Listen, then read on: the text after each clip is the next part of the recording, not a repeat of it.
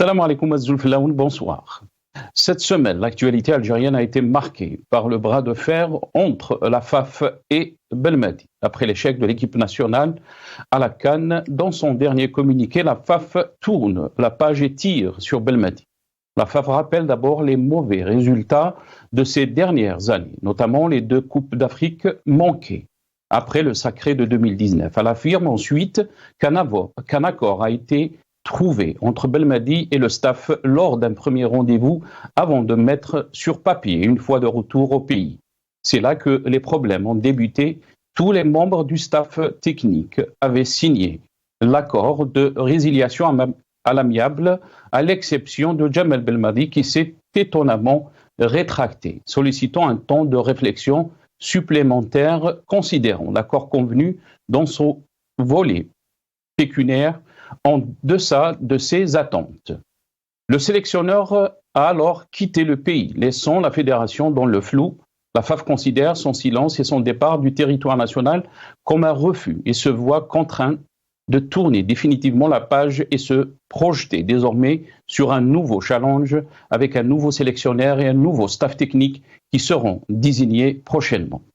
La cacophonie et la médiocrité médiatique qui a entouré cette affaire, l'échec de l'équipe nationale à la CAN, nous amène aux déclarations du ministre de la Communication, Mohamed Delagab, qui a considéré, lors d'une rencontre organisée jeudi à Alger avec les responsables de la presse sportive nationale, que le journaliste sportif, à l'instar de tous les journalistes qui exercent dans d'autres spécialités, devra faire preuve de respect des règles de l'éthique et de la déontologie dans sa pratique professionnelle. M. Lagab a déclaré que le journaliste sportif devra, avant toute publication, vérifier ses informations et ne pas se fier à une seule source pour éviter la propagation de rumeurs ou d'informations fausses.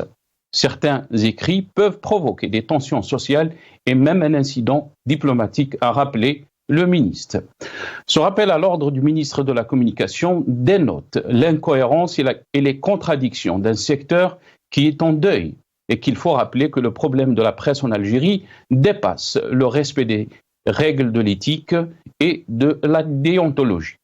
Quand la presse et les médias en général deviennent un outil de propagande pour le pouvoir en place, on devient par magie un pays pivot stratégique et Qouwa Dharib. Plusieurs médias algériens, à leur tête l'APS, ont relayé que des experts russes ont estimé que l'Algérie était un pays pivot et stratégique en Afrique, en termes de médiation pour le règlement des crises dans le continent, notamment dans la région du Sahel. Les experts se sont exprimés lors d'une table ronde sous le thème problématique de la sécurité internationale en Afrique du Nord, organisée par l'Institut national d'études de stratégie globale, à l'occasion de la visite d'une délégation du Centre russe Primakov de coopération internationale en Algérie. À cette occasion, l'expert des relations extérieures du Moyen-Orient et de l'Afrique du Nord au Centre Primakov, Nikolai Sergov, a affirmé que la Russie, dans le cadre des mutations internationales actuelles, aspire à un système international multipolaire basé sur le principe d'égalité et de justice, en impliquant le monde arabe, en particulier les pays d'Afrique du Nord, qui disposent de nombreuses ressources humaines et matérielles, ce qui en fait un partenaire clé pour le développement. M. Sergov a souligné que l'Algérie, en tant que pays central et stratégique en Afrique, peut jouer un rôle primordial dans la région, notamment au Sahel, en tant que médiateur pour trouver des solutions et résoudre les crises. Nous débattrons de toutes ces questions juste après cette petite intro.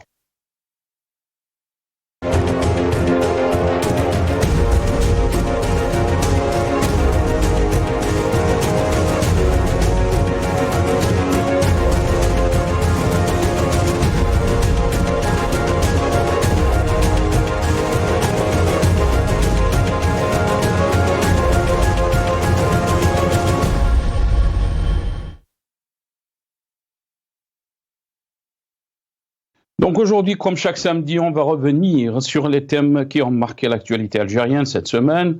D'abord, on va commencer avec l'échec de l'équipe nationale à la CAN, le dernier communiqué de la FAF qui tourne la page et charge Belmadi après une cacophonie de l'information, de l'info par rapport à la situation de Belmadi. Belmadi dit avoir été choqué par le communiqué de la FAF. Notre deuxième thème de cette émission, on va revenir donc sur les déclarations de M. L'Agab, ministre de la Communication, qui rappelle à l'ordre la presse sportive algérienne. Mais on terminera aussi cette rétro-info par l'article de la PS que des experts russes ont estimé que l'Algérie était un pays pivot et stratégique en Afrique en termes de médiation pour le règlement des crises dans le continent, notamment dans la région du Sahel. Donc, on va commencer bien sûr avec la situation de la FAF et de Belmadi, la situation aussi de l'équipe nationale. Et on a avec nous dans cette émission Morad Difsah, consultant, membre fondateur du comité de citoyens algériens. Il est avec nous depuis Paris, via Skype. Morad Difsah, bonsoir, merci beaucoup d'avoir accepté l'invitation. Bonsoir Monsieur Djoudi, bonsoir à tous les téléspectateurs et merci pour votre invitation. Merci beaucoup Morad Difsah. On aura aussi avec nous Montassar Abtouroun qui est journaliste, militant politique. Il sera avec nous depuis Alger par téléphone. Et dans la deuxième partie de cette émission, on aura M. Mohamed Khelfaoui, analyste sécuritaire. Il sera avec nous depuis Alger aussi. Et Akram Khariev qui est journaliste, spécialiste en questions de défense, mais aussi directeur du site MENA Défense. Il sera avec nous aussi par téléphone depuis Alger. Morad Difsah, on va commencer avec ce qui se passe à la FAF, mais aussi cette situation de Belmadi après donc l'échec de l'équipe nationale. Je sais que vous suivez un peu pas de très près, mais en tous les cas, vous suivez ce qui se passe dans le domaine sportif et comment aussi ce football a été instrumentalisé, entre guillemets, par le système en place. On va revenir sur ces questions. Mais aussi, si c'est possible, on va juste écouter les déclarations, les anciennes déclarations de Al-Majid Tebboune concernant donc la situation de Belmadi juste après cet exploit de 2019. Rappelons que Belmadi donc a remporté cette Coupe d'Afrique en Égypte en 2019. On écoute les déclarations de Belmadi soundbite tout si c'est possible. الفريق الوطني له الدعم راهم يحاولوا يحاولوا يمسوا المعنويات تاع السي بالماضي وماش غير هنا داخليا في بعض العناصر داخليه ولكن جايه هاك لي سيت نتاعهم كاع مسخرينهم يعني خلق مشاكل للجزائر بالشيء اللي قدرت عليه. Ça, c'était des anciennes déclarations de Al-Majid Tebboune concernant donc le coach Jamal Belmadi. Morad Difsah, cet échec de l'équipe nationale, mais aussi la cacophonie qu'on a vue ces derniers temps concernant cette situation de la FAF avec Jamal Belmadi, un communiqué qui tire sur Belmadi. Belmadi dit avoir été choqué par le communiqué de la FAF. Quelle est votre réaction par rapport à cette gestion d'un échec qui reste, lui, sportif, mais chez nous, il dépasse, si on peut dire, le sport? Je pense que ce qui vient de se passer, c'est un peu l'expression d'une incapacité d'une équipe de gouvernance d'une institution importante, à savoir donc le ministère de la Jeunesse et des Sports, à gérer, on peut dire, une situation de défaite d'une équipe qui est devenue une situation de crise et qui maintenant est en train donc de s'embrouiller pour en faire un vrai problème. Alors que effectivement, donc l'intelligence individuelle et collective de cette institution serait plutôt donc de se pencher sur l'analyse donc des causes donc de cet échec et donc d'essayer donc de comprendre d'où vient cet échec. De mon point de vue, cette situation, elle est l'expression d'un domaine qui est domaine sportif, mais aussi dans d'autres domaines donc de gestion en Algérie, qui est dans une situation je dirais même de crise et de corruption donc de ces instances. Et cela, donc, plusieurs professionnels du domaine, j'ai regardé dans la presse un peu donc, les différents discours de différents responsables sportifs depuis plusieurs années, donc j'ai essayé de remonter un peu à une dizaine d'années et même un peu plus, et on constate effectivement qu'il y a une vraie gangrène donc, du secteur par le monde donc, de la corruption, par le monde donc, de l'économie parallèle, qui fait que des milliers de jeunes, des millions de jeunes sont pris en otage. On a eu je dirais, l'expression de certains jeunes sportifs qui ont expliqué le fait qu'ils ont été pris en otage par leur manager et du fait que les sélections se faisaient à la tête du client, à la tête donc des connaissances des uns et des autres, et non pas donc des résultats objectifs et des capacités réelles donc des sportifs eux-mêmes. Donc je pense que ça aurait été une occasion donc pour ces responsables de se pencher sérieusement sur ce problème, de discuter calmement et de réunir les conditions donc d'engager des réformes, des réponses sérieuses donc à ce type de problème. Alors que là, on essaye de nous orienter, je pense qu'il y a une volonté de nous orienter vers un cas individuel, donc celui de Belmadi, qui n'est qu'un individu, effectivement un responsable technique de la fédération, de l'équipe nationale, mais le problème ne peut pas être réduit à celui d'une personne. On est là dans une institution qui est beaucoup plus grande qu'une personne ou deux personnes. Voilà, donc c'est vraiment, moi je pense qu'il y a vraiment une alarme à lancer, une alerte à lancer quant à cette façon donc de traiter ce type de situation et à tenter absolument donc de réduire la responsabilité à un individu, alors que le problème il est beaucoup plus profond et qu'il est nécessaire de se pencher sur la totalité donc de la politique sportive en Algérie et le fait qu'elle soit gangrénée dans tous les secteurs, pas seulement football, mais d'autres secteurs, et les témoignages des concernés, des sportifs, des responsables sportifs sont nombreux et nécessitent effectivement un traitement sérieux. Très bien. On va revenir, parce que vous avez parlé sur Belmadi aussi, le cas de Belmadi. Est-ce qu'on a fait le procès de Belmadi alors qu'on a laissé des plateaux, on a laissé aussi les médias parler sur cette situation. On a fait le procès de Belmadi, si on peut dire. Mais quand il avait remporté cette Coupe d'Afrique, on avait instrumentalisé, si on peut dire, cette victoire. Et on se rappelle des déclarations aussi d'Amedjid Tebboune concernant donc ce coach Jamal Belmadi. On l'écoute. confirme وكما يقول لك بالعربية أبصم بالعشرة صح استقبلته أنا وكنت باش نستقبله في مدة ديجا إنسان طيب إنسان قام بعمل جبار طلع المعنويات تاع الجزائريين ويستاهل كل خير صارت له بالماضي ستان كوتش اللي كثير من الدول حاسدين عليه وجاب نتيجة ويجيب نتيجة هو صارت له ما فيش كونفيرم وكما يقول لك بالعربية أبصم بالعشرة صح استقبل.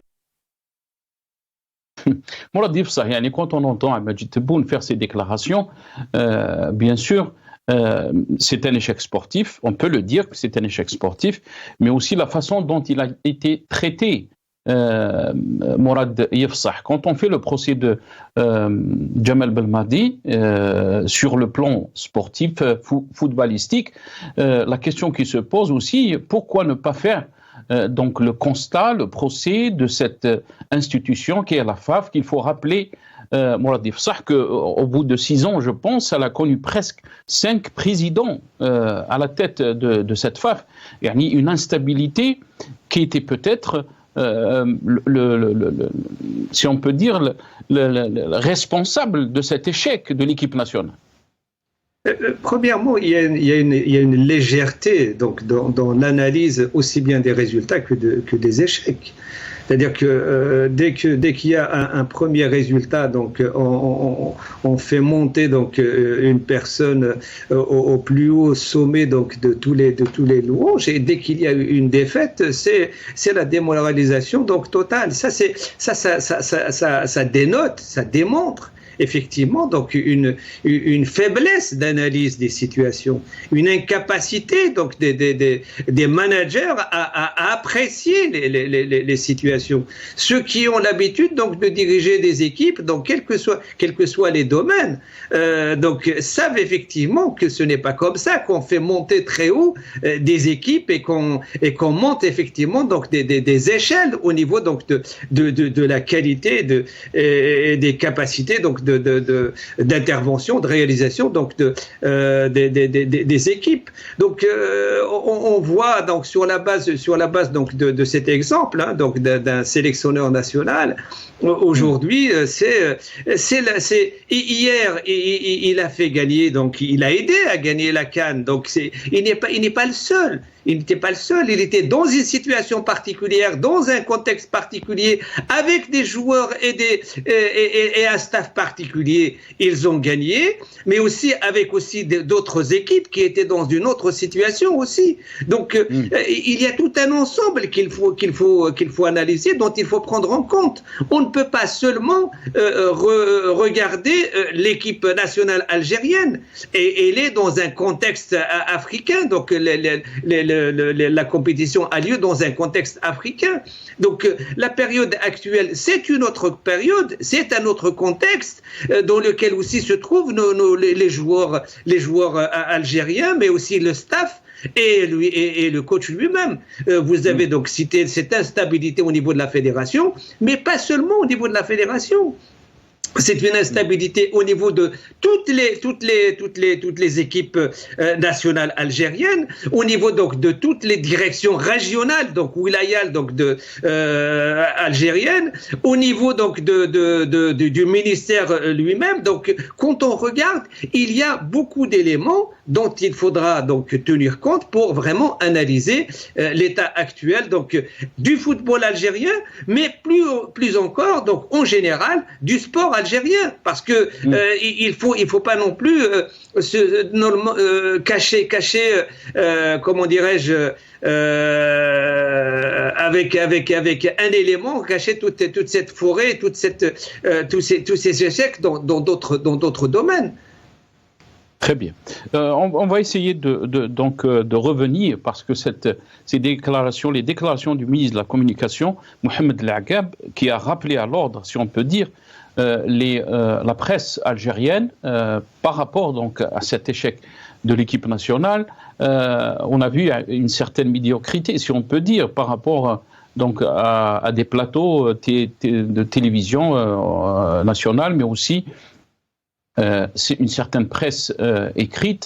On va revenir sur ces déclarations donc du ministre de la Communication juste après cette petite intro.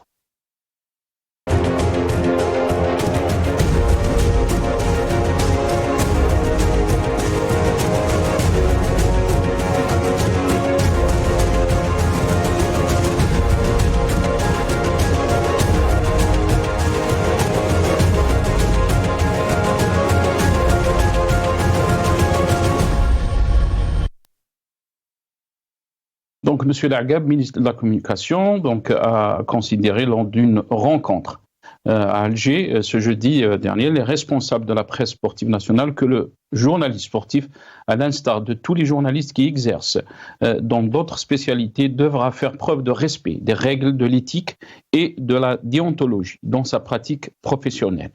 Il avait on l'écoute et je reviens à d'autres déclarations aussi. اللقاء طال وكان مبرمج في الحقيقه، كنت مبرمجه، ولكن مش هذا هو وقته. الاحداث اللي صارت مؤخرا بعد اقصاء الجزائر من الدور الاول يعني في كاس افريقيا، والتعامل الاعلامي مع القضيه هو اللي خلاني يعني نتعجل بهذا اللقاء.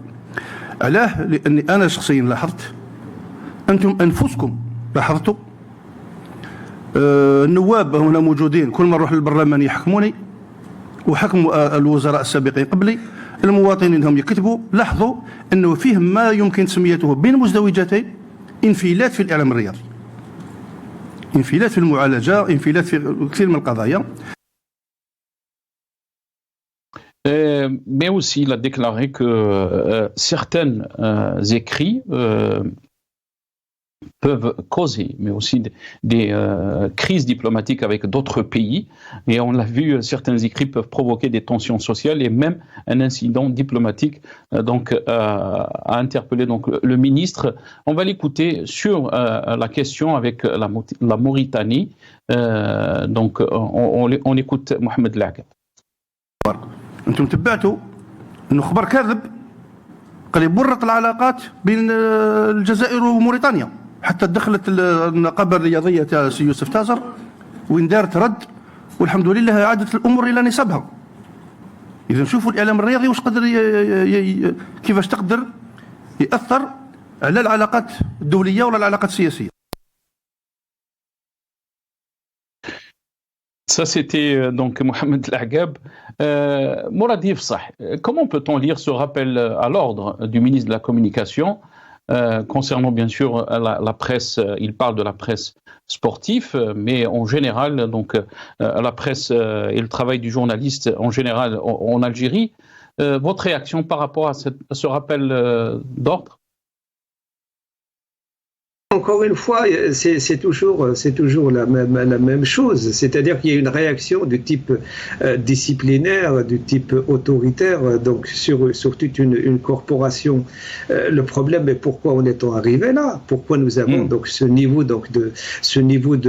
d'expression donc des journalistes algériens? Quand vous regardez, quand vous lisez la presse algérienne des années entre 62 et 80 et la presse algérienne entre 80 et aujourd'hui, vous allez voir la différence qualitative, elle est énorme. Pourquoi il y a eu cette baisse de niveau? Donc je pense qu'il, encore une fois, y compris le ministre, il ne va pas à la recherche donc de la racine du mal, la cause du problème, la formation. Il y a besoin de formation donc des journalistes, comme on a besoin de former des entraîneurs. Comment se fait-il qu'on n'est pas capable, l'Algérie aujourd'hui, 60 ans après l'indépendance, n'est pas capable de former donc des entraîneurs de niveau national et international, et on est obligé donc d'aller chercher ailleurs. La même chose, est-ce que nous allons chercher des journalistes ailleurs de la même manière? Est-ce que nous allons chercher donc dans tous les domaines à chaque fois donc importer donc des cadres dont on a besoin donc de l'extérieur? Je pense qu'il y a un vrai problème donc de politique en réalité au niveau donc de ce ministère, mais aussi des autres ministères, et qu'il s'agit donc de une politique qui définit bien sûr la formation, mais aussi une stratégie, une tactique sur le court, le moyen et le long terme. Et on voit bien donc à travers cet échec un certain nombre donc de failles qui sont apparues, des failles au niveau de l'encadrement, des failles au niveau de la communication, des failles au niveau donc de la capacité à traiter, à gérer un contrat de travail entre un gouvernement et un sélectionneur. Mais est-ce que Mourad Ifsah, est-ce qu'on a encouragé une certaine médiocrité quand vous êtes en train de dire qu'on est arrivé, on a vu des plateaux et quand on voit certaines déclarations sur ces plateaux, on est choqué. Mais est-ce qu'on a laissé faire, surtout quand il s'agit par exemple des militants, ou même on se rappelle de comment on a traité l'Akhdar à Rabbi Rahmou, mais aussi d'autres militants politiques, de faire partie donc de la main étrangère. On n'a pas réagi, on n'a pas rappelé à l'ordre cette presse, si on peut dire. On se rappelle par exemple de ces titres dans l'APS, on parle de l'APS. Les barbouzes français cherchent la rupture définitive avec l'Algérie. Et ça, quand il y avait donc cette affaire d'Amira Bouraoui, et on peut lire, voilà qu'une femme exfiltrée vers la France qui n'est ni journaliste, ni militante, et qui n'est rien du tout, à 48 heures après, on lui offre les plateaux et on l'invite à s'exprimer sur les chaînes de télévision publiques. Ceci est la preuve que les services français ont sonné la mobilisation générale de leur khabarji. dont l'objectif recherché est désormais clair. Un autre titre de l'APS aussi, la France 24, pardon, cette chaîne poubelle. Bien sûr que tellement que ça a choqué une certaine presse internationale, que le Jeune Afrique avait repris, si on peut dire, ce titre qui était choquant. Alger qualifie France 24 de chaîne poubelle pilotée par l'Élysée. On va revenir aussi sur un post de Najib Belhimer qui dit que Anta sahafi wa lasta mudarriban. Bien sûr, là, il parle du ministre de la Communication, Mohamed Al-Agab. Anta sahafi wa lasta mudarriban wa la la'iban wa la qadiyan. Anta wazir wa lasta ra'is sulta ضبط. Anta la tamliku ay sulta li muhasabat as-sahafi walau kunta ta'lam. Mouradif Sah. Je pense qu'effectivement, c'est des exemples, mais encore une fois, cela reflète l'état de déliquescence donc d'une corporation. Et je pense, moi personnellement, que le problème, c'est la formation. C'est-à-dire que comment se fait-il que ce soit au ministre de rappeler à des journalistes en exercice depuis plusieurs dizaines d'années le respect de la déontologie de cette manière, quand on le voit, quand on l'écoute parler. Mais lui-même, il a besoin donc de repasser à l'école de la communication. Il est ministre de la communication, et on le voit comment il parle, comment il s'adresse. Donc je pense qu'il y a un vrai problème. Il y a nécessité, donc de revenir. Vous diront aussi ceux qui vous diront, on va écouter l'Agab, Soundbite 7, si c'est possible, 7, et on va écouter l'Agab dans ce passage, et je reviens à vous, Mouradif Sah. شفتوا يأثر أن النسيج الاجتماعي ما تنشروش. عندك تصريح وخطير إذا شفتوا يأثر على البلد ما تنشروش يا أخي، والله يخلق فتنة بين العلاقات الدولية ولا مش عارف. إذن أحيانا من باب المسؤولية أنني أضحي بمصدر الخبر بدل نصل الخبر ونخلق أزمة. Mouradif Sah, est-ce que le problème en Algérie concernant donc cette presse et les médias en général est une question de rappeler les règles de l'éthique et de la déontologie dans sa pratique professionnelle? Peut-être beaucoup d'observateurs vous diront que le problème est beaucoup plus profond qu'une question d'éthique et de déontologie. Monsieur le ministre Lagab, c'est qu'on dirait qu'il n'a pas lu la constitution algérienne, la constitution actuelle. La constitution actuelle, elle donne le droit, donc, le devoir d'informer aux journalistes. Et donc, et la liberté d'informer. Il ne peut pas obéir comme ça à des ordres d'un ministre. Le ministre, de quel droit il lui dit tu ne dois pas donc diffuser une information que tu estimes capable de porter atteinte à quelque chose ou de provoquer une conséquence telle du type qui porterait atteinte plutôt donc à des relations avec un autre pays. Cela veut dire quoi? Ça veut dire que chaque journaliste doit obéir à ses propres opinions. Non, mais la question, elle est très grave. Ce qu'il vient de dire encore une fois, il est en train donc d'appeler à ne pas appliquer la Constitution. Donc il est beaucoup plus grave que ce que les journalistes ont fait. Donc, et aussi la question qui se pose, Mouradif Sah, quand il parle de l'éthique et de la déontologie, il oublie aussi qu'on a jeté en prison des journalistes. Juste parce qu'ils exerçaient leur travail, ils essayent d'exercer leur travail. On se rappelle donc des journalistes comme Hassan Qadi, comme d'autres aussi. Oui, mais la question, c'est que l'éthique, elle n'obéit pas aux questions politiques d'un gouvernement. C'est pas une question donc de raison d'État ou de raison d'un gouvernement ou de raison d'un responsable politique. L'éthique, c'est autre chose. L'éthique, elle est définie. Donc il y a certains aspects qui sont fondamentaux qui sont définis, y compris donc dans la Constitution mais aussi donc dans la loi sur l'information.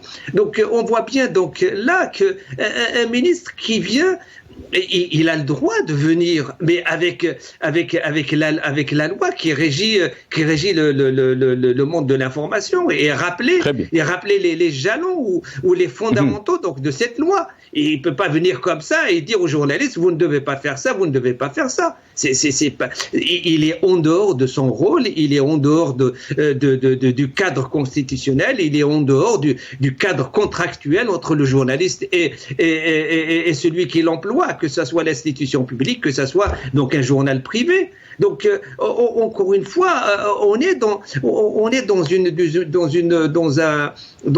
des amalgames et qui sont dangereux. Et là, c'est dans le domaine donc de l'information, c'est le domaine sportif.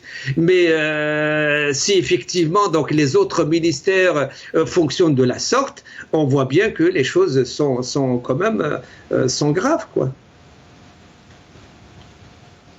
Restez avec nous, Mourad Ifsah, puisqu'on va entamer maintenant la question de le troisième thème de notre émission pour ce soir. L'Algérie, pays pivot et stratégique, est-il pays pivot et stratégique? La question, on va la poser à nos invités juste après cette petite intro.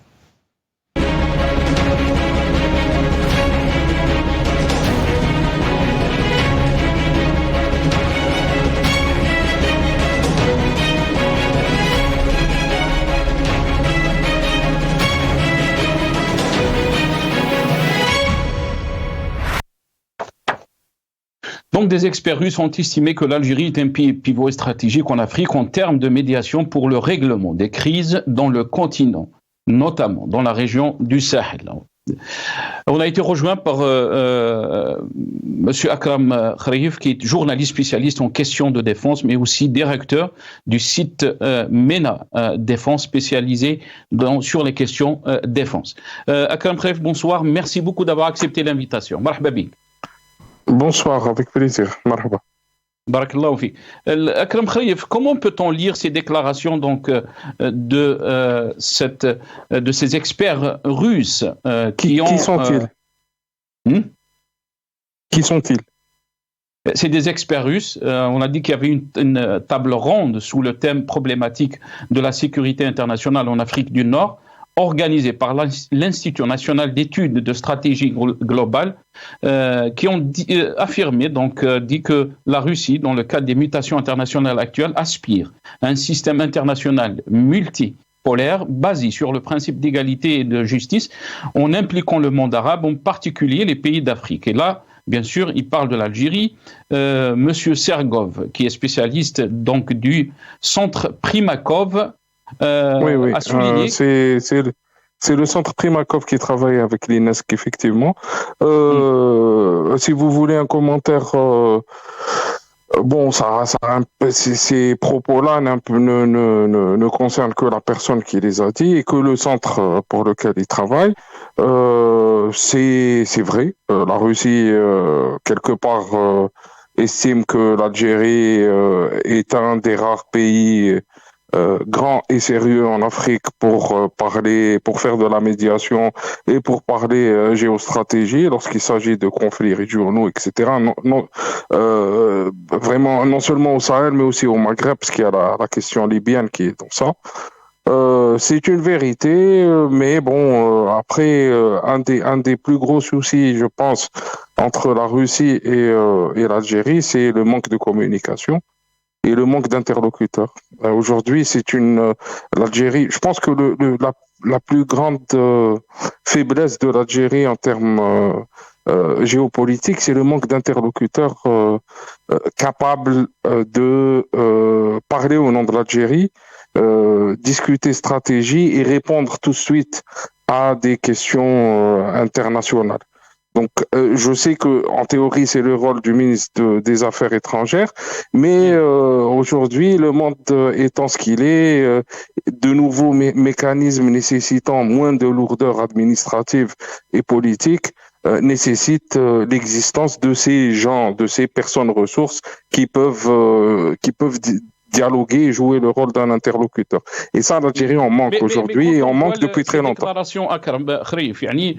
se dit que ces déclarations émanent beaucoup plus d'un diplomate que des spécialistes dans un think tank, si on peut dire. Bon, l'Institut Primakov est un institut très sérieux, mais qui ne représente pas l'État russe, qui n'est pas proche spécialement des cercles du pouvoir en Russie, mais ça reste quand même un think tank qui est porteur des valeurs de Yevgeny Primakov, l'ancien ministre des Affaires étrangères soviétique, et donc qui sont des valeurs, disons, dialoguistes, de rapprochement, par exemple, dans la question du Moyen-Orient, du rapprochement entre la Palestine et les Israéliens. C'était un des grands animateurs de l'esprit du dialogue d'Oslo, etc. Donc, ils sont dans ce rôle-là.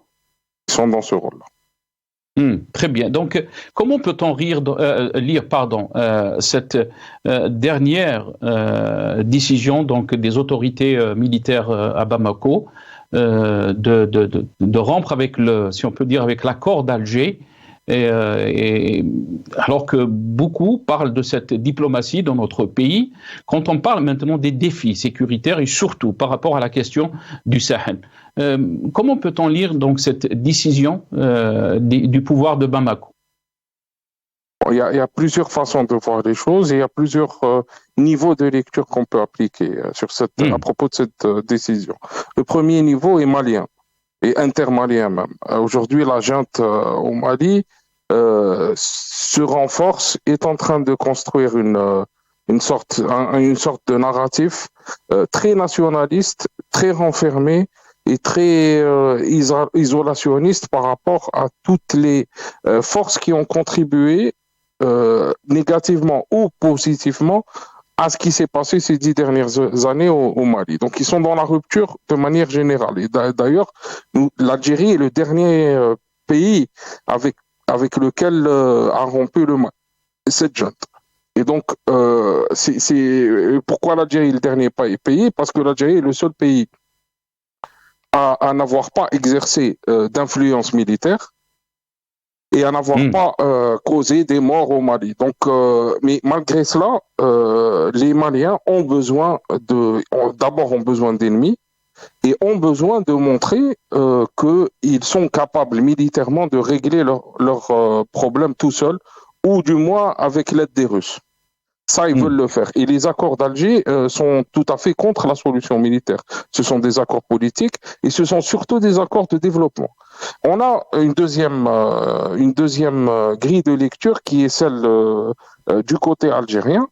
Malheureusement, je pense que l'Algérie a été frileuse et s'est trop rattachée à cet esprit des accords d'Alger qu'elle a soutenu mordicus depuis 2015. Alors que, à mon avis, il fallait s'adapter au contexte, aux différents contextes. En 2015, il y avait Ibrahim Keïta au Mali. Après, il y a eu 2 putschs après cela. Donc, il aurait fallu, je pense, ajuster la stratégie. Mais n'empêche, on est, en fait, pour résumer la situation, on est face à une narrative guerrière, qui est celle portée par la junte malienne, et une qui est un peu plus réconciliatrice et politique et diplomatique, qui est portée par l'Algérie. Mais quand vous dites que le Mali a besoin d'ennemis, est-ce que l'Algérie rentre dans cette logique? Quand je dis que le Mali a besoin d'ennemis, je vais un peu préciser ce que je veux dire, c'est que la junte aujourd'hui, dans son récit, face à sa population, à son opinion publique, a besoin de montrer qu'elle est isolée et qu'elle a beaucoup d'ennemis. Je pense que ça doit vous rappeler quelque chose. Ça doit vous rappeler et pourtant, Akram Kharif, et pourtant en 2023, on a vu par exemple la visite de Ahmed Attaf, le ministre des Affaires étrangères algérien. On va regarder cette petite vidéo et ces déclarations et je reviens à vous juste après. Les conditions à réunir pour parvenir à une relance effective et productive, surtout, de l'accord d'Alger, à travers un processus politique qui serait mis définitivement à l'abri des turbulences conjoncturelles. Et je quitte le Mali particulièrement encouragé, comme je l'ai dit à tous mes interlocuteurs, tout ce que j'ai entendu de la part des principaux responsables maliens nous encourage à considérer l'avenir avec beaucoup. On voit les déclarations, Akram Kharif, le ministre des Affaires étrangères Ahmed Attaf était très positif par rapport à cette visite à Bamako. Il avait même parlé de ces accords d'Alger. Et là, bien sûr, à la fin de l'année de 2023, les choses n'allaient pas vraiment entre Bamako et Alger. Est-ce que vous pensez que la visite, parce qu'on a entendu le porte-parole des autorités militaires à Bamako parler de cette visite de l'imam Mahmoud Dicko, est-ce que vous pensez que c'était ça le tournant d'après vous? Il y a eu plusieurs étapes dans l'escalade. Il y a eu la visite surtout des représentants Touareg de la CMA, mais pas que Touareg. Il y a eu après la visite de l'imam Dicko. C'est pas que la visite, c'est le fait que ce soit le président qui les ait reçus. Et après, il y a eu, je pense, le sommet des non-alignés à Kampala, où l'Algérie a voulu un peu forcer la main aux pays non alignés pour adopter une motion soutenant les accords d'Alger. Tout ça n'a pas été reçu positivement par la junte malienne. Sauf que dans la légalité, du point de vue de la légalité internationale et de la charte de l'Union africaine, l'Algérie est entrée dans un processus politique de médiation intermalien, a réussi à faire signer certains membres de ce processus politique un accord, et avec l'accord de tout le monde, l'Algérie est pays garant de cet accord d'Alger. Donc c'est en théorie un pays qui est en droit de recevoir tous les acteurs ayant signé ou ceux qui souhaitent signer. Donc c'est quelque chose de tout à fait normal. Il se trouve, si on regarde bien la politique intérieure malienne, il se trouve que l'imam Dicko, fin octobre, avait appelé, puisque au Mali aussi on interdit les manifestations pro-Palestine, l'imam Dicko avait réactivé son mouvement politique et avait demandé à ce qu'il y ait des manifestations pro-Palestine, mais aussi contre la junte. Et donc, je pense que les militaires au Mali ont fait le rapport, vu le contexte où l'imam Dicko est revenu au devant de la scène et il est jugé subversif par la junte malienne. Ça a été très mal vu par cette junte qu'il soit accueilli en si grande pompe par les autorités algériennes. Très bien. Akram Kharif, restez avec nous parce qu'on a été rejoint par Mohamed Khelfaoui, qui est analyste sécuritaire depuis Alger, par téléphone. Mohamed Khelfaoui, bonsoir. Merci beaucoup d'avoir accepté l'invitation. Bonsoir, c'est Nasser. Bonsoir, c'est Akram Kharif. Bonsoir à ceux qui nous suivent. Merci beaucoup, Mohamed Khelfaoui. Mohamed Khelfaoui, comment peut-on lire donc, bien sûr, on va revenir sur les déclarations de Monsieur Nikolai Sergov, qui a affirmé que la Russie, dans le cadre des mutations internationales actuelles, aspire à un système international multipolaire basé sur le principe d'égalité et de justice, en impliquant le monde arabe, mais aussi il a rappelé donc que l'Algérie dispose de nombreuses potentialités et qualifications pour renforcer la coopération et le partenariat, mais aussi que l'Algérie est un pays pivot au Sahel et en Afrique. Quelle est votre réaction par rapport à ces déclarations? Est-ce que l'Algérie est-il un pays pivot vraiment d'après vous? D'abord, on ne sait pas au nom de qui il parle. Qui parle, surtout lorsqu'il dit que la Russie voudrait impliquer ça. Qui êtes-vous, monsieur? Est-ce que vous êtes ministre des Affaires étrangères ou bien un expert qui est venu donner donc une analyse c'est un expert, donc je pense que vous avez raté la déclaration ou l'intervention de Akram Kharif. C'est un expert du centre de Primakov, qui est Nikolai Sergov. Oui. Absolument. Oui. Non, sauf que sa déclaration, la manière de dire, c'est qu'il nous donne l'impression qu'il parle au nom de quelque chose qui ne lui appartient pas, si c'est un think tank. Voilà, un peu ça. Mais c'est pas très important. Parlons de nous décrivant comme étant un pays pivot. Oui, c'est quoi pivot? C'est une situation géographique. D'autres disent pays charnière, un état charnière. C'est-à-dire que nous sommes à l'Algérie, vous ajoutez toujours ce qu'elle a acquis depuis sa révolution, donc la défense des peuples opprimés ou des peuples qui veulent disposer d'eux-mêmes, certain équilibre, le nouvel ordre économique depuis Boumedi, etc. Donc ça donne une crédibilité à notre pays, surtout pour la situation du Sahel. L'Algérie est connue comme étant un pays très attaché au principe d'intangibilité des frontières. Et donc, le pouvoir central de Bamako est tranquille de ce côté-là. On ne joue pas avec les frontières de nos voisins. Donc, un pivot, si c'est ça, mais qu'est-ce que ça ajoute? Je ne sais pas. Maintenant, c'est un pays stratégique, je ne comprends pas la phrase. Pays stratégique, pour qui? Si c'est pour la Russie, l'Algérie est un pays stratégique, oui. Si c'est pour une action quelconque, nous devons passer sur le sol algérien parce que c'est stratégique, peut-être. Mais un pays stratégique tout court, mais ça n'a pas de sens. Qu'est-ce que ça veut dire? Donc, je connais qu'il m'a dit, ça n'engage que la personne qui a fait cette déclaration. Bon, mais aussi quand on analyse la situation de notre pays, Mohamed Khelfaoui, quand on analyse la situation de notre pays sur le plan diplomatique, sur le plan aussi géopolitique, beaucoup d'observateurs vous diront que l'Algérie est en recul. Quand on voit par exemple ce qui se passe maintenant avec le Mali, avec plusieurs pays dans le Sahel, on parle du Niger aussi, des différends avec le Niger, le Mali et d'autres pays, est-ce que vous pensez que l'Algérie est en recul quand on parle que la diplomatie algérienne est de retour, elle est de retour en force? On va écouter ces déclarations de Abdelmadjid Tebboune, soundbite si c'est possible, parler du retour de la diplomatie algérienne, et je reviens à vous juste après. الجهود اللي تبدلت دبلوماسيا وانا ما عندي ما نخفي عليكم، انتم ادرى مني ربما بالوضع، لان الدبلوماسية نتاعنا كانت في الحضيض، ولا واحد معترف بينا ولا واحد سامع بينا. ليبيا تحرق في حدودنا منذ 11 سنة، نديروا روحنا ما شفناش. الساحل كيف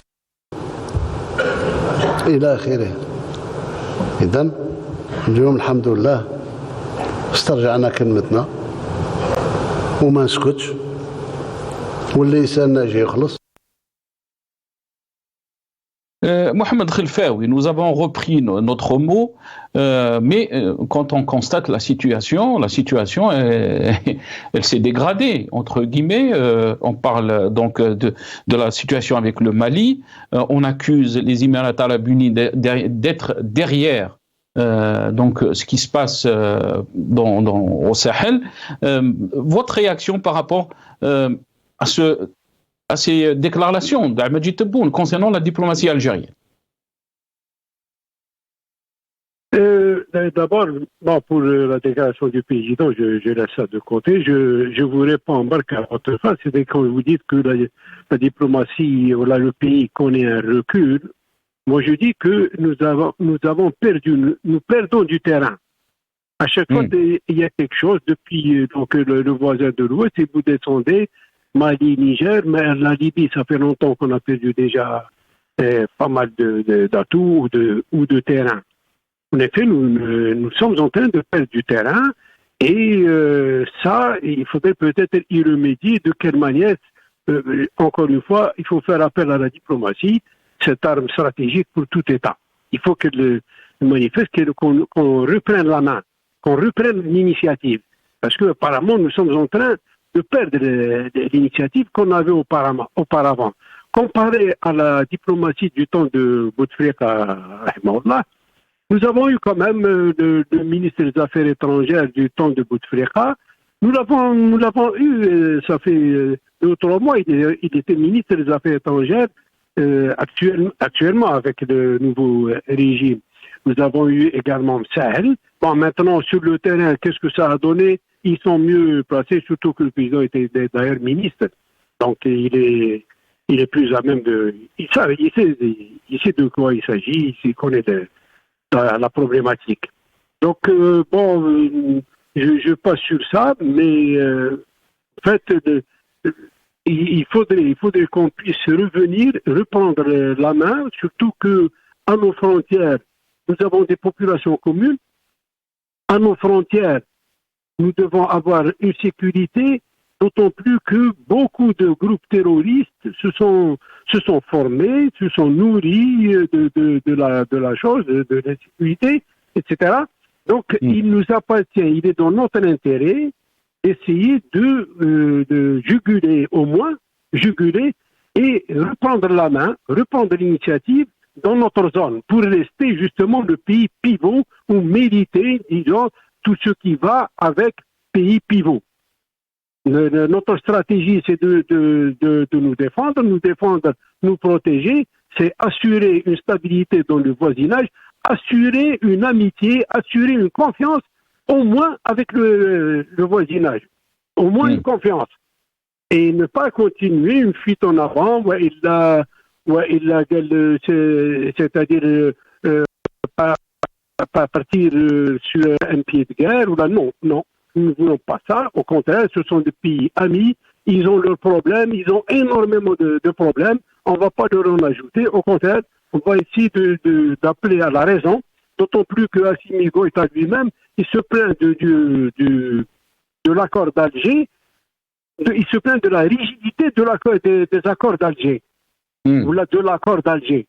L'accord d'Alger, celui de 2015, étant le quatrième. Il y a eu beaucoup d'accords, 4. Je connais quelque chose sur la question. Il y a eu beaucoup d'accords et la presse en faisait état tout le temps. Et les 4 accords, à chaque fois, ils sont dénoncés et on n'est pas arrivé à des crises pareilles. Et cette crise-là, il faut y remédier. Encore une fois, reprendre la main parce que l'ennemi nous guette et il va prendre la main, lui. Lui, il n'hésitera pas, au contraire, c'est une aubaine pour lui. C'est une aubaine et s'il peut aggraver la chose, il le fera. C'est de bonne guerre. Évidemment, les gens travaillent pour leur stratégie et pour leurs intérêts, évidemment. Très bien. Restez avec nous, Mohamed Khelfaoui. Akram Khariev, je vais revenir à vous. Est-ce que l'Algérie a les moyens de sa diplomatie? Quand on parle donc du retour de la diplomatie algérienne, on entend les responsables algériens parler, faire des déclarations sur cette force de frappe de notre pays, mais sur le terrain, on est en train de voir qu'une diplomatie en crise, on a des problèmes avec beaucoup de pays. Le Mali, c'est le dernier. Votre réaction, Akram Khalid? Monsieur Khelfaoui a tout à fait raison dans ce qu'il a dit. J'ajouterai peut-être quelque chose qui n'a pas articulé. C'est très difficile de juger lorsque, d'un côté, il n'y a pas de mécanisme de reddition de comptes. On ne rend pas de compte en Algérie. On a eu un ministre des Affaires étrangères qui a été limogé, remplacé par un nouveau ministre. On n'a pas eu de bilan de ce ministre. On ne sait pas pourquoi il est parti. Et on ne sait pas sur quelle base le nouveau a été mené. Donc, et là, vous parlez de Mtalla Mamra, bien sûr. Ça, les hommes, à ce niveau-là, les hommes ne sont pas du tout importants. Oui, je parle juste de la fonction.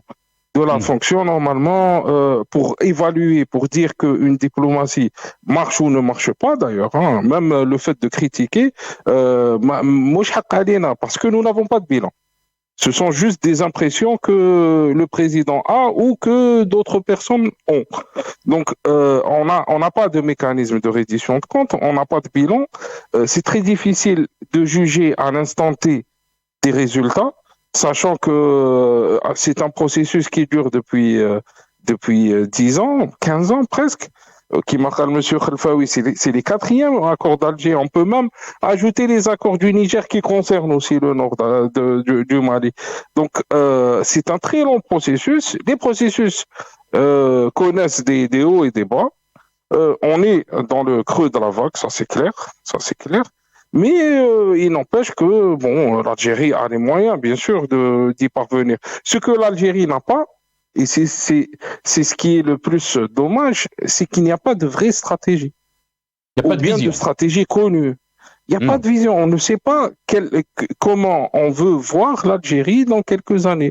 Est-ce qu'on veut la voir comme un acteur géopolitique moyen en Afrique du Nord, au Sahel, en Méditerranée? Est-ce qu'on veut la voir comme un pays qui est isolationniste, qui ne se mêle pas des affaires?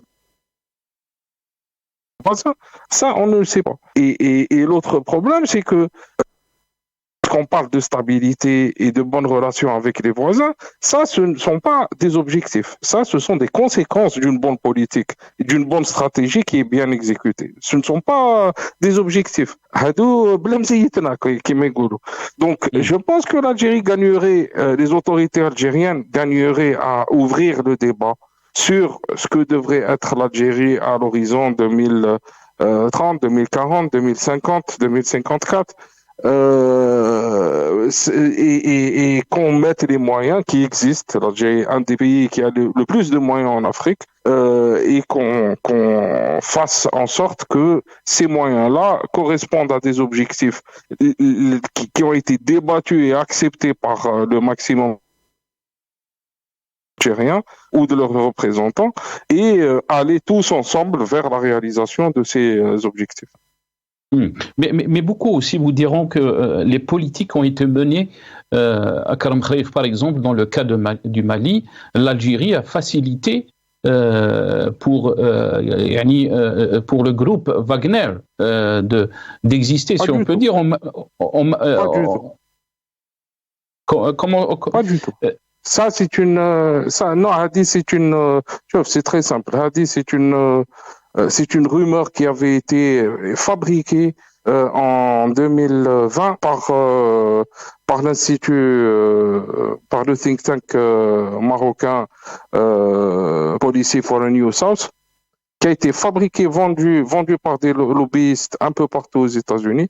Il n'y a jamais eu de facilitation algérienne à l'installation de Wagner. Wagner, dès le départ, était considéré comme ennemi par l'Algérie. Ils l'étaient déjà en Libye, ils le sont au Mali toujours.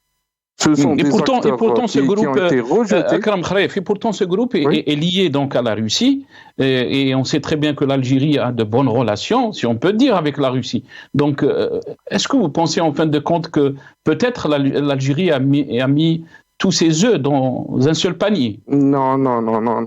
Je vous rappelle que ce groupe a organisé un putsch contre le président Poutine, a abattu une dizaine d'avions russes, a marché militairement sur Moscou. Donc, c'est ce même groupe qui est en train d'activer en Afrique. Ce n'est pas le ministère des Affaires étrangères russe, ce n'est pas l'État russe, ce n'est pas Vladimir Poutine, c'est Wagner. Et c'est ce même Wagner qui a tenté de faire un coup d'État. Et c'est tout à fait normal que l'Algérie ne se place pas. Finalement, le fait d'être en dissonance avec Wagner a été une posture correcte de l'Algérie, vu que à la fin, en juin 2023, Wagner s'est retourné contre la Russie. Et comment expliquer donc ces attaques, ces dernières attaques, si on peut dire, contre les Émirats arabes unis? On a entendu des chefs de parti accuser donc les Émirats d'être derrière ce qui se passe dans le Sahel. Comment cette relation s'est détériorée d'après vous entre l'Algérie et les Émirats arabes unis?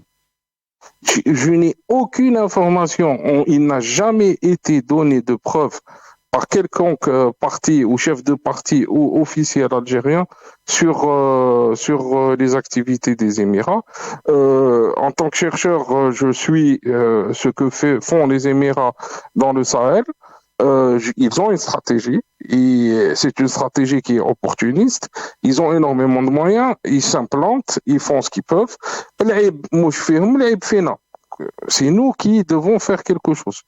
C'est nous qui, en fait, on ne peut pas en vouloir à un ennemi de faire son boulot. Lui est dans sa logique, nous devons être dans notre logique.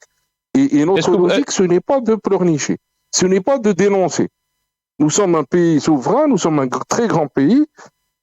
Nous n'avons pas à énoncer, nous avons à agir contre les intérêts. Monsieur Khelfaoui l'a très très bien dit, et encore lui est beaucoup plus diplomate que moi, il l'a très très bien dit. Eux font leur boulot, à nous de faire notre boulot.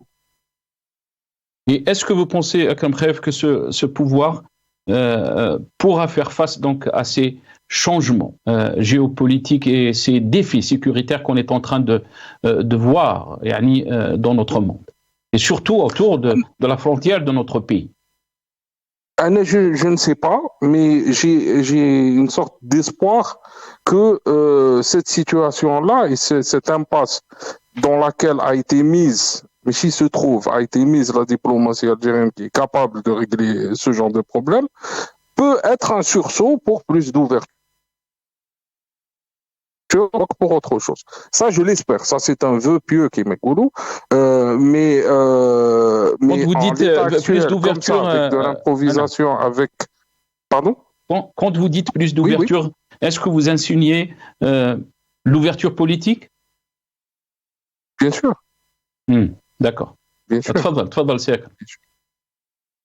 Non, bien sûr. Moi, c'est un vœu pieux. Mon vœu, c'est que cette accumulation de soucis au niveau géopolitique fasse que le pouvoir actuel se rende compte qu'il faut un changement, il faut évoluer, il faut peut-être se réformer, il faut s'ouvrir aux autres, aux opposants, à ceux qui portent un projet algérien différent, mais qui servent l'Algérie. Moi, je pense que c'est une bonne occasion et je souhaiterais qu'on entende mon appel. Très bien, on va voir ce qu'il pense Mohamed Khelfaoui sur cette question. Akram Khaïf, qu'est-ce que vous en pensez, Mohamed Khelfaoui, quand on voit donc tous ces défis sécuritaires? Est-ce que vous pensez que cette politique ou notre diplomatie ou la façon de gérer notre pays nous expose plus à ces défis sécuritaires? Connaissant certains points de mon pays, je peux vous assurer qu'il nous est très facile de reprendre la main au Sahel. Nous avons les moyens, je parle du Sahel, nous avons les moyens, nous avons les capacités, nous avons surtout la confiance de nos amis du Sud. Bon, il est vrai que leur situation est un peu, elle est trop dynamique, elle est très perturbée en fait par beaucoup de facteurs exogènes et endogènes, d'ailleurs les deux. Ils vivent la chose un peu difficilement, mais ils ont un dessein pour leur pays. Les militaires au pouvoir ne sont pas les militaires que nous avons connus, ceux qui font des coups d'État pour jouir du pouvoir.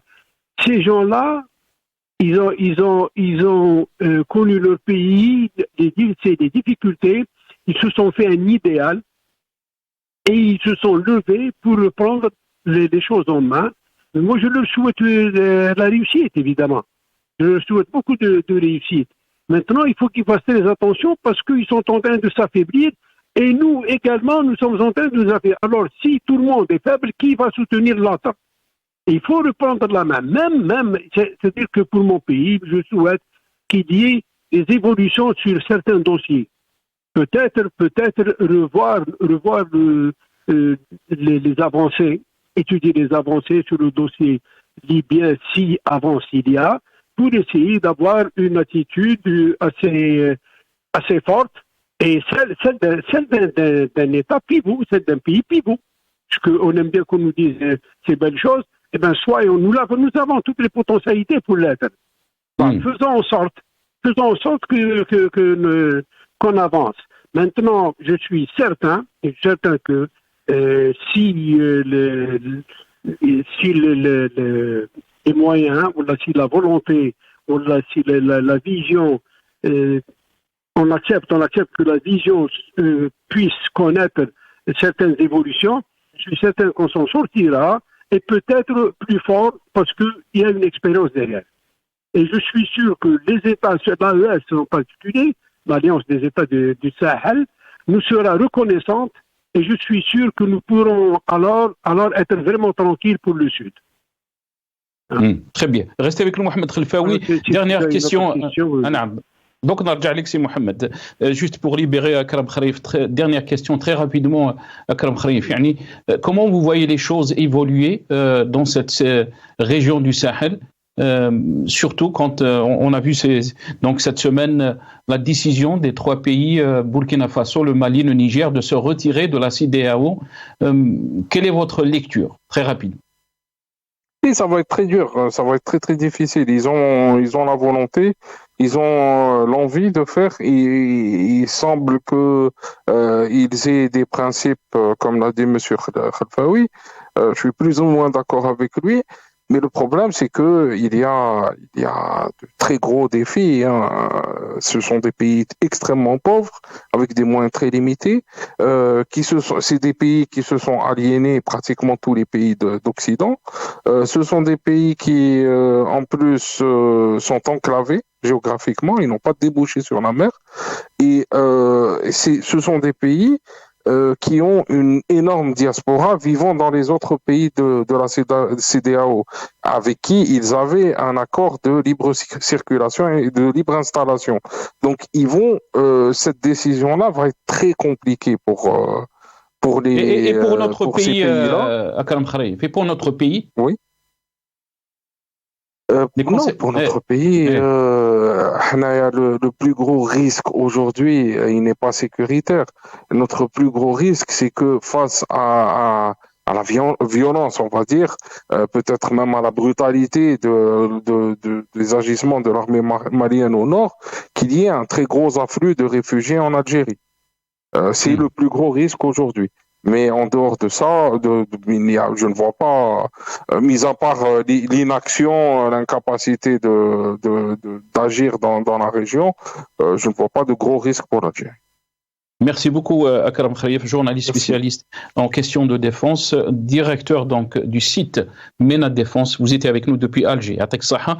On va revenir à notre invité, Mourad Difsah, on l'a oublié. Mourad Difsah, j'aimerais avoir votre aperçu, votre réaction par rapport à ces 2 experts, si on peut dire, Akram Kharif, mais aussi Mohamed Khelfaoui, analyse sécuritaire. Qu'est-ce que vous en pensez, Mourad Difsah? Oui, je pense, premièrement, vous avez parlé donc de la question donc de la qualification par l'expert russe donc de l'Algérie comme étant un pays pivot. La question premièrement, c'est qu'on ne décrète pas qu'un pays est pivot ou n'est pas pivot. Ça, c'est une première chose. La deuxième chose, c'est qu'un pays peut être dans un contexte particulier, il peut jouer un rôle pivot et il peut le perdre aussi facilement ou difficilement, donc qu'il a acquis.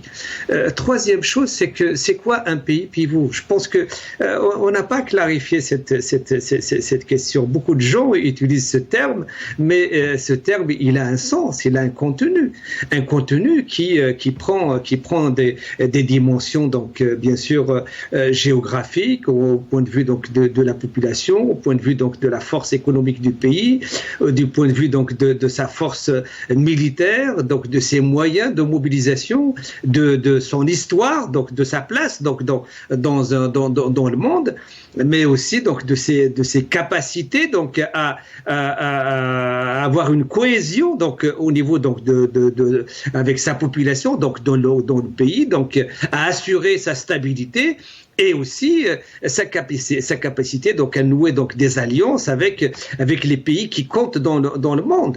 Donc c'est tout ça qui fait qu'un pays comme l'Algérie donc en Afrique peut être dans un moment donné donc un pays pivot et peut perdre cette place donc de pays pivot par rapport au fait que l'un de ces critères, l'un de ces points lui ferait défaut. C'est ce qui a fait, par exemple, l'Algérie a perdu une place importante dans les années 90 du fait que c'est un pays qui est rentré dans une situation d'instabilité interne, donc de dislocation même, donc sociale, donc au niveau interne, et qui a fait qu'il a perdu donc énormément donc de terrain.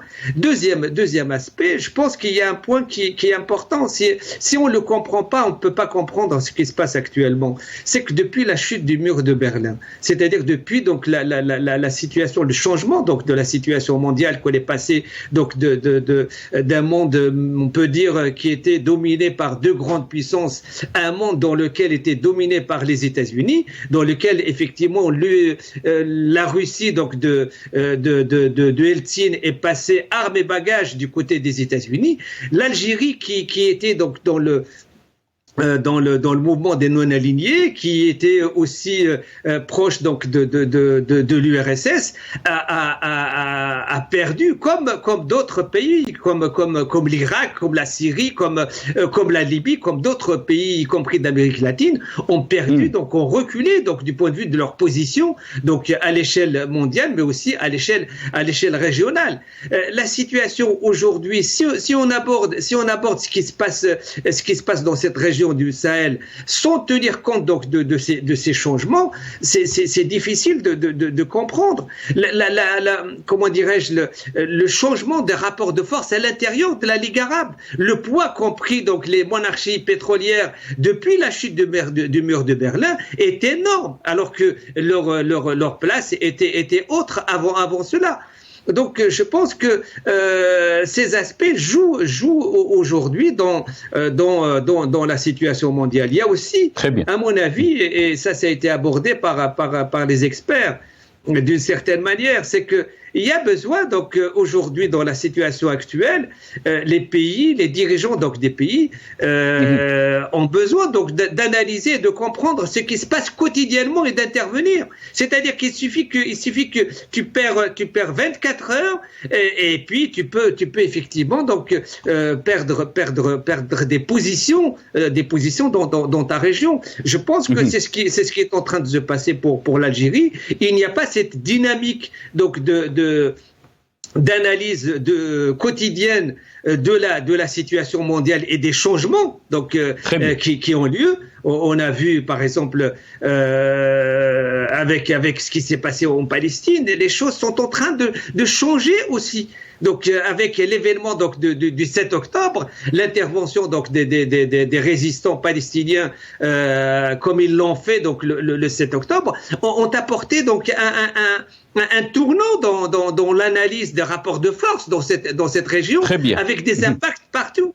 Donc je pense que restez avec nous, Morad Yefsah. Restez avec nous. Mohamed Khelfaoui, je vais revenir vers vous. Le potentiel est là, est en train de dire Morad Yefsah. Rappelons Morad Yefsah, donc consultant, membre fondateur du comité de citoyens algériens, universitaire aussi. Mohamed Khelfaoui, le potentiel est là.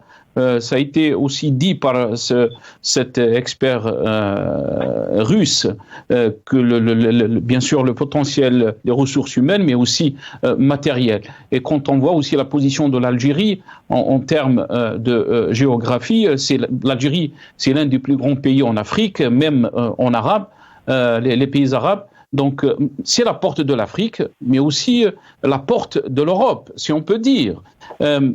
Pourquoi on n'arrive pas à être ce pays pivot? Qu'est-ce qui bloque que l'Algérie n'arrive pas à être ce pays pivot alors que les atouts, toutes les ressources sont là pour qu'on le soit? D'abord, nous sommes le plus grand pays, le pays continent, je sais quoi, tout le monde nous répète ça. Le Soudan était le plus grand pays d'Afrique avant sa division. Et parce qu'il était le plus grand, peut-être ça aussi, il n'est plus, il est divisé en deux. Bon, donc moi personnellement, c'est pas un argument qui va nous faire avancer. Et le Congo, s'il se réunit, sera le plus grand. Donc mais je ne sais pas ce que ça veut dire. Bon, les États-Unis sont en termes de territoire plus petits que la Russie, mais plutôt ils sont les plus puissants. Bref, c'est juste une parenthèse là. Mais je reviens, avant de vous répondre, je reviens sur la situation sécuritaire, si vous voulez. C'est que ce qui se passe au sud, si peut quand même nous gêner notre sécurité, nous devons prendre en charge, prendre en compte tout ça.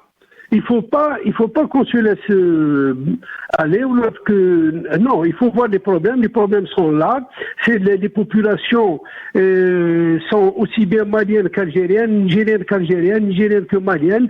C'est des populations donc qui ont été séparées, mais en fait qui sont restées tout le temps depuis le temps de Boumediene rahimahullah, Kadhafi, Modibo Keïta, etc. Il y a eu des conventions. Donc c'est un peu les mêmes peuples. D'où le risque de voir cette flamme-là se propager, ou là de nous voir, nous forcer à nous impliquer d'une manière ou d'une autre. Donc il y a le problème de sécurité se pose, peut-être pas avec trop d'acuité, mais il se pose réellement. S'agissant de votre question, oui, nous avons le potentiel. Il s'agit de revoir certaines choses pour reprendre, j'ai donné cette expression, reprendre la main. Aussi bien pour la Libye, qu'est-ce qui ne va pas, ou étudier les rapports de force, étudier ce qui nous intéresse et ce que nous pouvons faire, toujours le possible pour ne pas tout perdre, pour ne pas se voir écarté des enjeux qui nous concernent directement parfois. Donc il y a un travail, à mon avis, dans ce sens, avec le Niger et évidemment avec les pays d'Europe également. Avec les pays d'Europe. Oui, s'ouvrir, comme notre analyste, c'est oui, sur le plan politique, oui, permettre des débats, laisser les débats s'installer, voir ce qui est possible, ce que nous pouvons faire. Ne pas rester figé sur des positions ou la jeter la pierre aux autres. Non, mais pas de pierre aux autres, c'est le pays, c'est la continuité et on va y aller, chacun corrige s'il y a à corriger et pour ça, Inch'Allah, on reprendra notre place, ce qu'on a perdu. On le récupérera et nous aurons toujours notre voix comme elle fut avant. Boumediene ou Chagri ou même sur l'Irhab, on n'avait pas tant perdu que ça. Sur l'Irhab, on était quand même. Mais si Mohamed Khelfaoui, quand on revient, beaucoup d'observateurs, d'experts, quand ils analysent la situation algérienne, ils parlent souvent de cette impasse politique et de l'instabilité dans nos institutions.